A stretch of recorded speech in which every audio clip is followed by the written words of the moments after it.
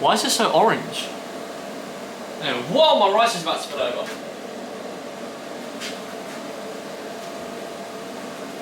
I was cooking some rice and it almost spilled over. Anyway, welcome to today's vlog. I woke up this morning at exactly 74.1, which is pretty tasty. My lowest weigh-in in prep was around 72, so that was I'm like 4 pounds up, which is good. Anyway, today we are going to run through a Q&A. I asked over on Instagram for your guys' questions, and we're just going to run through them, and then we're going to go train, and then yeah, that's the plan. Cool. Das ist hot, ja. Health. But let's get cracking. I just realised that I'm going to answer a few questions, and this is just going to be staring in my face. So maybe we'll do a few questions here and then move camera angle. Okay. You ready? Let's go. So, first question is, ever feel overwhelmed with training or business? If so, how to deal with? So, interesting. Yes, I feel overwhelmed pretty consistently. Not necessarily with training. I don't think I've ever felt overwhelmed with training. I felt at times that it's tough. But in terms of like, yeah, I wouldn't say overwhelmed was the right word for training side of it. For business, 100%.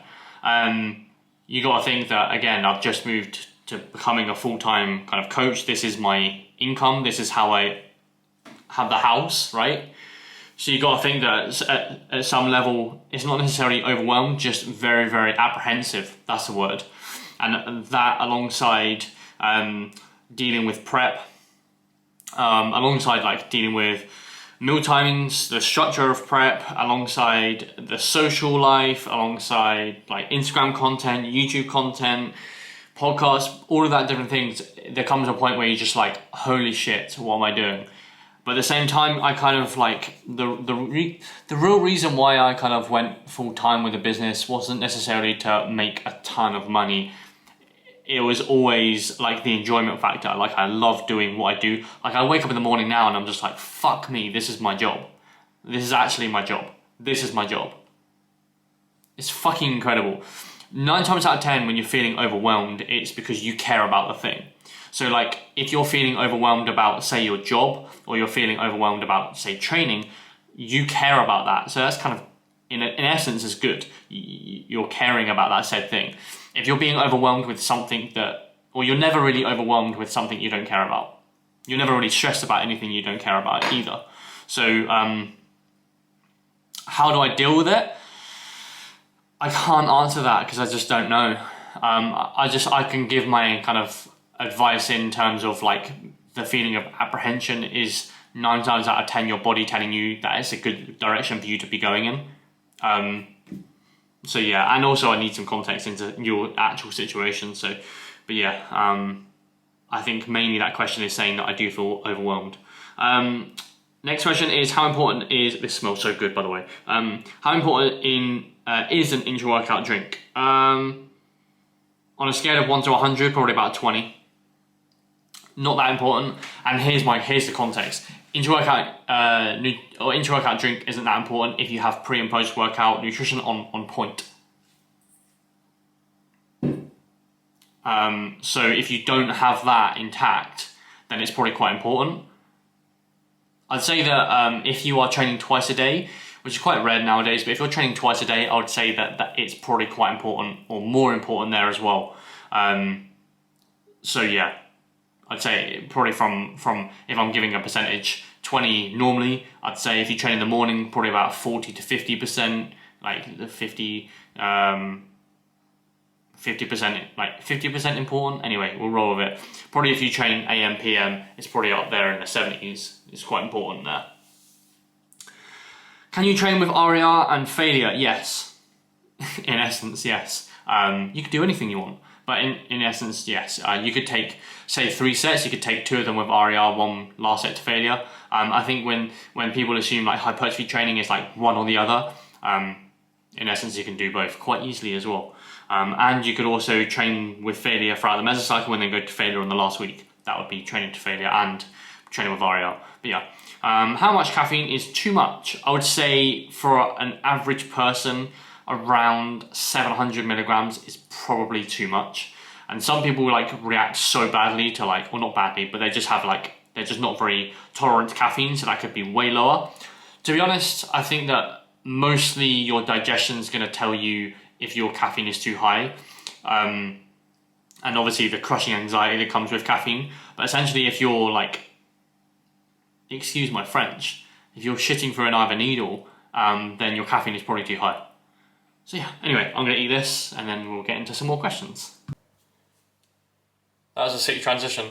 Anyway, we have a new angle. We're just gonna make my pre-workout, I was gonna say meal, but it's definitely my pre-workout drink.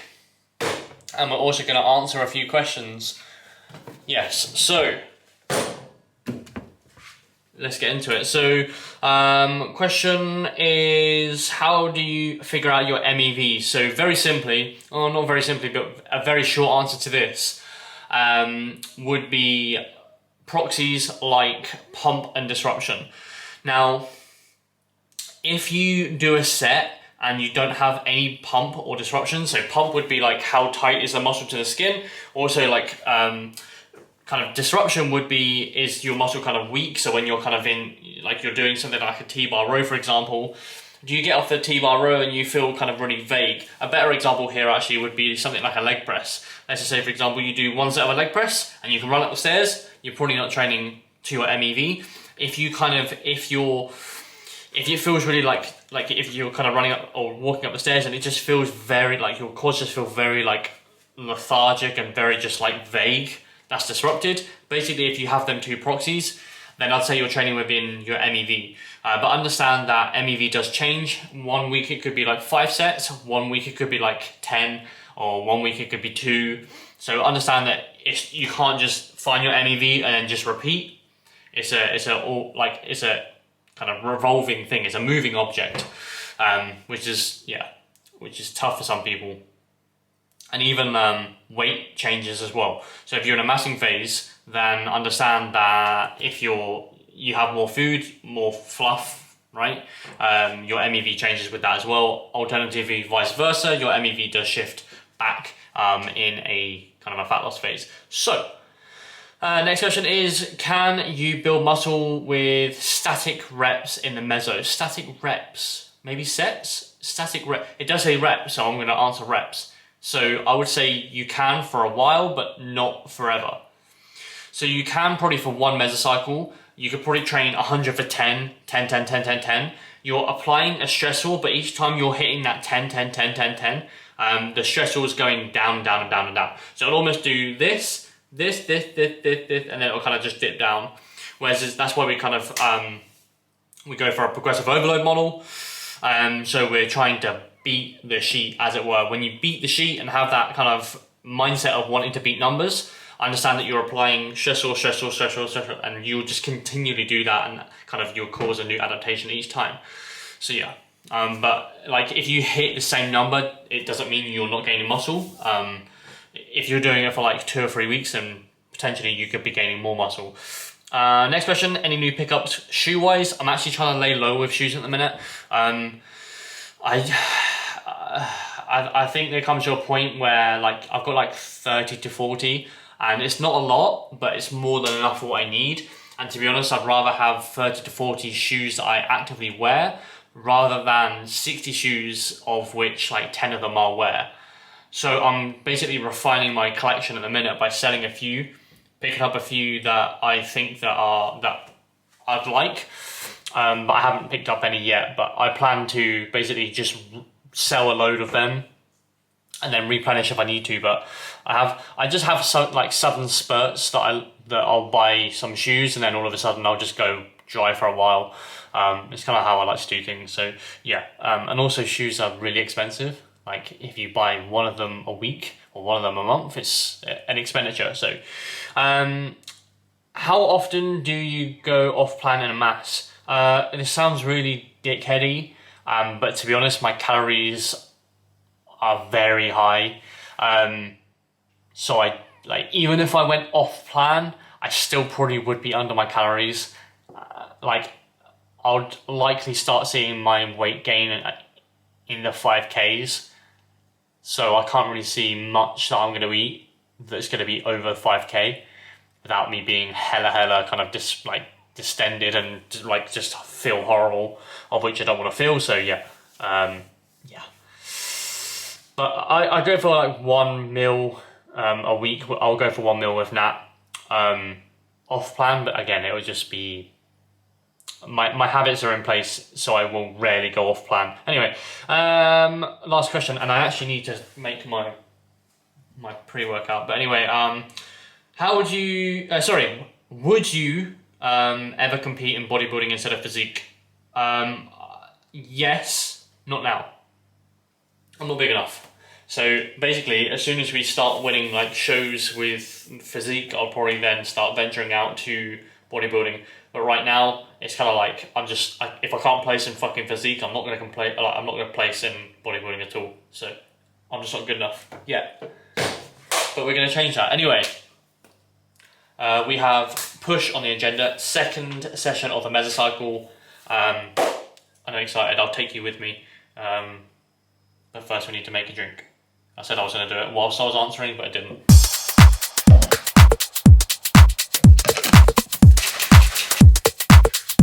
Hey people, I thought I'd run a few more questions whilst we're at the gym, whilst we're apparently blending in to the gym wall. I goddamn hate this gym wall, but we're training at the commercial gym, so here I am, just like my gym wall. So I thought, again, we would continue this Q&A with a voiceover. So we are going to begin right now. So rate of gain for a beginner athlete. So presuming you are training for hypertrophy, good sir, or good madam. Does that work? Good madam. Anyway, I would say that upwards of potentially like 2 pounds a month would probably be a very good start for you. You can probably go a little bit faster than that.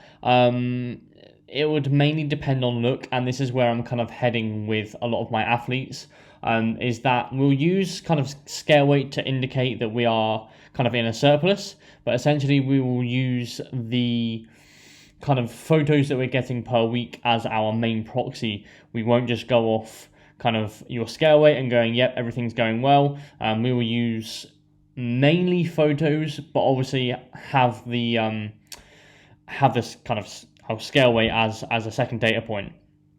I would say that you could probably get a bit more aggressive, but obviously understand that you're probably not going to be training that hard, and that's kind of oh, this is a great angle, isn't it?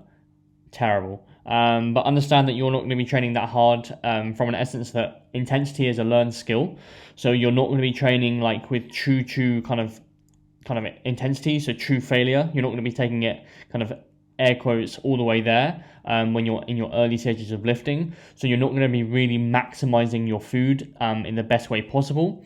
So you can take it further than that. However, I would probably err on the safer side and go for a slower rate of gain, just because of that reason right there.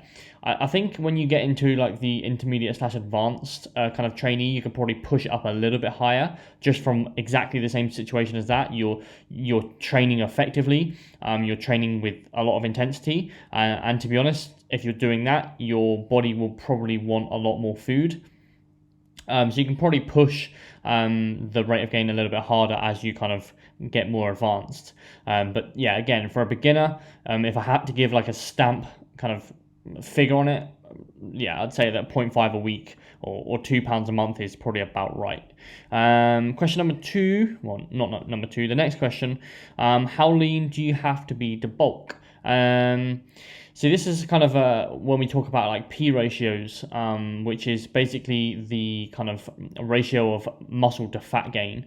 It's long been theorized that when you're leaner, you're going to be gaining more muscle than fat. But I honestly think that is just a case of, again, we stated it in the meal plan vlog, those who kind of keep the prep or fat loss habits in a mass the longest will probably reap the most rewards in terms of their physique. So understand when people say that you gain loads of fat when you're kind of on the fluffier side and not enough muscle, I just think it's just a case of getting sloppy. So yeah, there is that. So I would say that to kind of to put like a solid stat on it, because most people like that, they want like a solid figure. I would say that probably around like the 10 to 13% mark is probably a decent kind of body fat percentage to start your mass. You can go slightly higher than that, but understand that the window in your kind of massing phase is going to be quite short, or shorter than if you're a little bit leaner. Essentially, what we're looking for here is you want to be maximizing your fat, your massing phase. You don't want to be starting in kind of a fluffy position, because essentially you're just going to have a very short off season. You kind of want to be. I err on the side of someone being a little bit leaner. Again, like 10 to 13% is about right to start a massing phase. Then we can have like a long off season. Of course, in that phase, we would probably have some like mini cuts and times of kind of maintenance, but it wouldn't be all kind of surplus. But yeah, I would say that if I had to give a stamp on it, again, it would probably be about 10 to 13%. Next question is favorite delt exercises. So I really like the exercise that you saw at the start of this kind of the training footage, which is like a Coach Kasim kind of almost like a Y raise. I do like Y raises in general. I like cuffed lat raises. To be honest, a lot of them are like lat raises. I do like shoulder presses. I just don't do that many of them, just because I do get a little bit tanked from them. So yeah, I would say that any kind of I really like kind of a kettlebell what was I say, kettlebell dumbbell raise, but no, a kettlebell lateral raise. They're very cool. I quite like them. So there's them as well. Cuffed lat raise, cuffed single lat raise, and basically like a Y raise. Would probably be the route that I would go in terms of my favorite delt exercises. What are the mistakes made in prep, if any? To be honest, the mistakes made in prep were not really. It sounds really bad. It's not really my fault. The length of prep was the main issue with the prep, but that wasn't the fault of kind of mine, because obviously of coronavirus. Obviously, it pushed everything back. Like I would ideally probably cut for like 20 weeks maximum.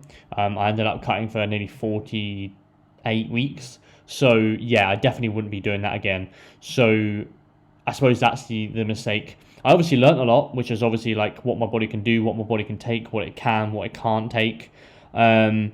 But in terms of like actual mistakes, there wasn't that many, which is good. And again, like the mistakes that I made in 2017, 2018, I fucked up quite a lot in them cuts. So this one was like a relative breeze, because I kind of knew what I was doing. So yeah, anyway, any massing food tips? Mainly introduce liquid calories. That's a very easy and quick one. Introduce sauces, so things like Sweet Baby Ray's is one of my go-tos in a kind of massing phase. But yeah, don't like have potatoes or anything else like that. That's a very simple one. But yeah, that's probably about it, to be honest. Last question will be people you recommend in the industry. Wow, Steve Hall, John Lewitt, Nick Gloff, AJ Morris, 3DMJ Crew, RP Strength, Cliff Wilson. Man, there's so many people. Coach Kasim. Yeah, I'm trying to think of anyone that I'm missing. I really like Alberto Nunez. He's very cool. But yeah, anyway, I rushed through that question because it's going to be the end of the vlog. But I hope you enjoyed the start of this vlog. And if you didn't, I'm sincerely sorry. But I hope you enjoyed it. And I'll see you in the next vlog. I'm going to try and lag this out until it stops. And goodbye. See you in the next vlog.